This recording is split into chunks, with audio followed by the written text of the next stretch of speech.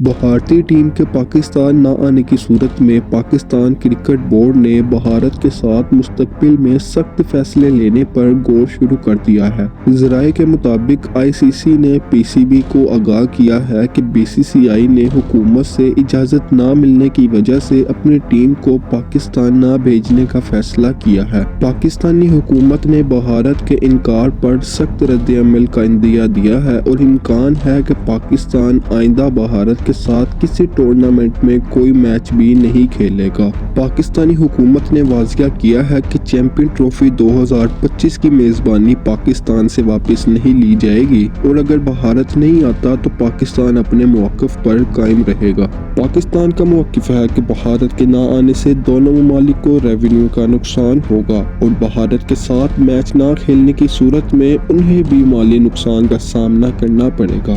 معروف Pakistani business man اور بانی پی ٹی آئی کے قریبی دوست عمران چودھری دبئی میں انتقال کر گئے۔ اطلاعات کے مطابق عمران چودھری کئی روز سے بیمار تھے اور دبئی کے ایک مقامی ہاسپٹل میں زیر علاج تھے۔ یاد رہے کہ بانی پی ٹی آئی جب بھی دبئی جاتے تھے تو عمران چودھری کے گھر ہی قیام کرتے تھے۔